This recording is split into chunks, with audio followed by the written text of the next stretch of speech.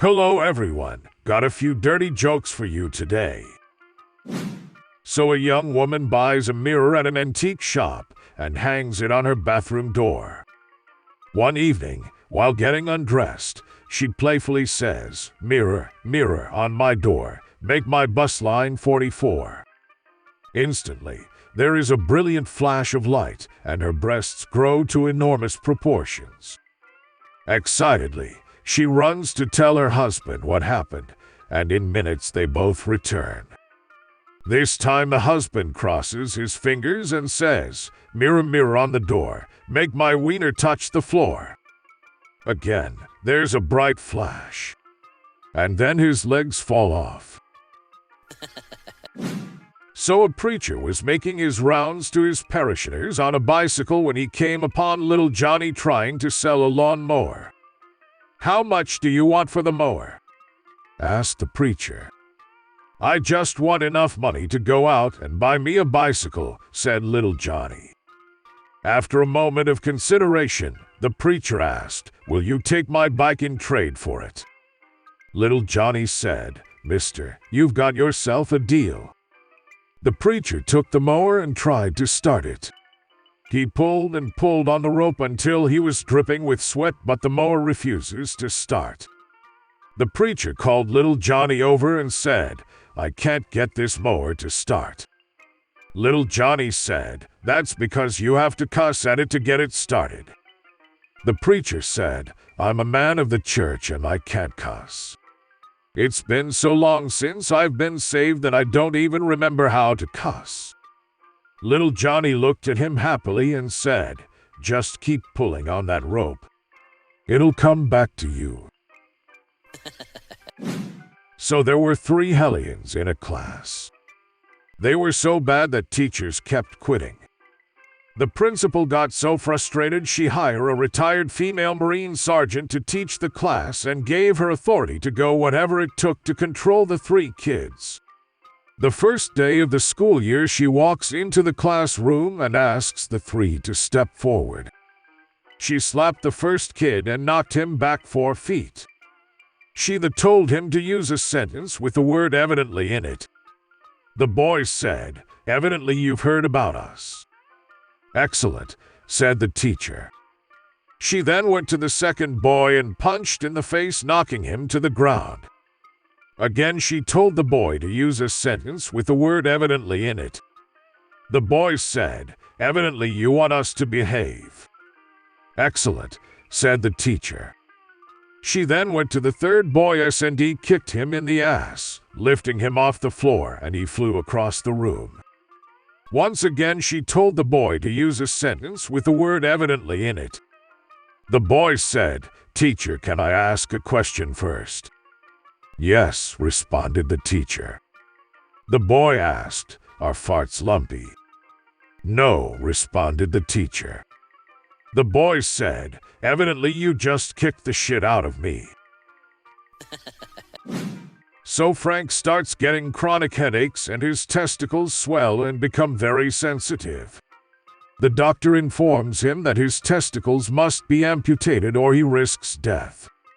The guy reluctantly agrees and the operation is performed. Several days later he comes in for a follow-up. He gets a clean bill of health but confesses to the doctor he's listless and depressed.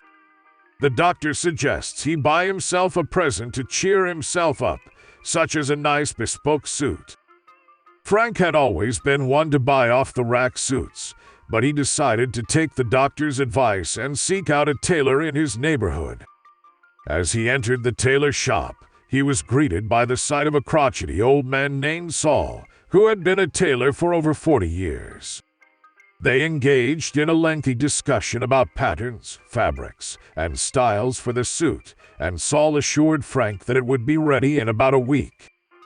With a puzzled expression, Frank asked, "Aren't you going to measure me, Saul?" Saul, with a twinkle in his eye, replied, "No, I've been a tailor for 40 years. I can tell your measurements by sight."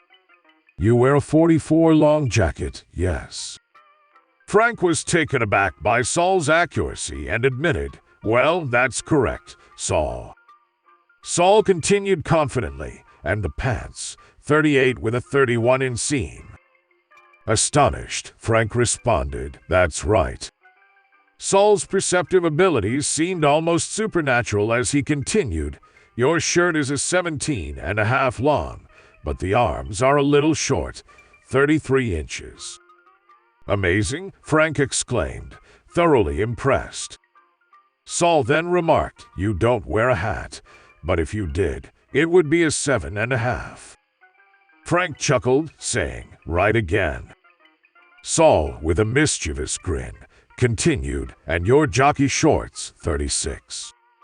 Feeling a bit triumphant, Frank corrected him, saying, "I've got you there, Saul. My underwear is 34. Saul, not one to be easily swayed, responded confidently, "Wretch, you should go up a size. If you wear your shorts too small, you get headaches and your balls swell up."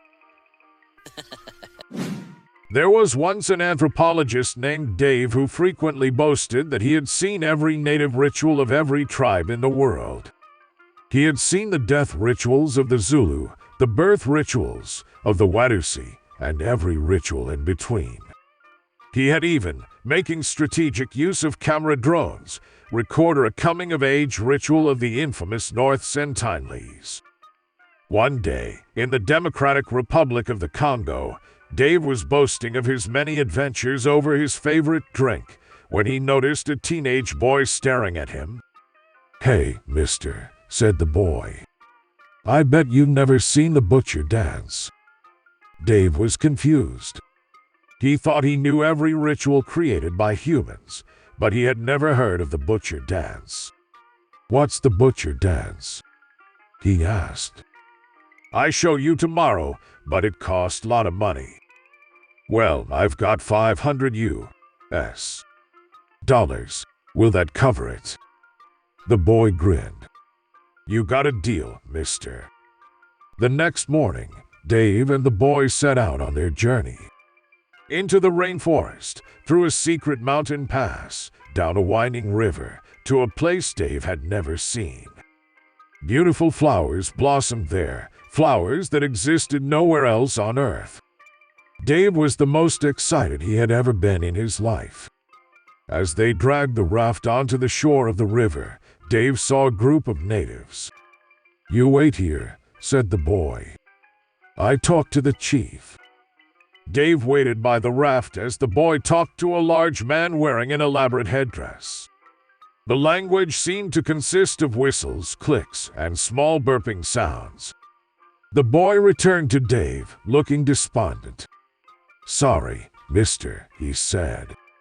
"They did the butcher dance last night. Won't do it again for 5 years." "But I've come all this way," said Dave. "Can't they do it again?" "Shh. You know, let them hear you ask," said the boy. "Very bad juju to do the butcher dance twice in 5 years. Make the spirits angry." And so there was nothing for it. Despondent and miserable, Dave left with the boy and returned to town. Promising to return in 5 years' time, Dave went back to the States. He did the lecture circuit, telling eager young anthropologists of everything he had seen, but all he kept thinking about was the butcher dance. It consumed his every waking moment, but there was no information available anywhere about it. None of his colleagues had even heard of it. Finally, 5 years almost to the day from the time he had first heard of the butcher dance, the time arrived. Dave gathered notebooks, cameras, and audio recorders in a waterproof backpack and flew to the Congo.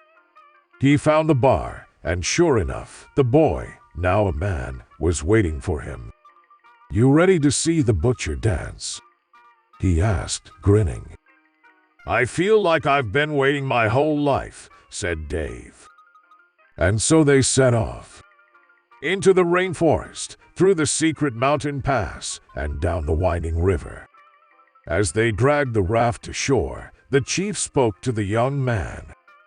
Dave waited patiently, his heart in his throat. Grinning from ear to ear, his young guide exclaimed, "We made it! They do the butcher dance tonight."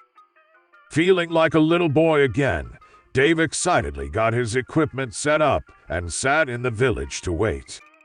One of the locals brought him a meal of berries and leaves he couldn't identify. Finally, sunset. Dave felt like he was going to burst from excitement. As the moon rose, all the villagers gathered around the fire pit, each holding one piece of firewood. They stacked it carefully, and the chief poured a strange liquid on it. Rubbing two sticks together, the chief created a spark, and the whole stack of wood was engulfed in flames. The villagers gathered around. Dave checked his cameras to make sure they were recording. Someone started playing a bongo drum, and all the villagers extended their left arms toward the fire as the chief began to sing in perfect English. "You butcher left arm in, you butcher left arm out."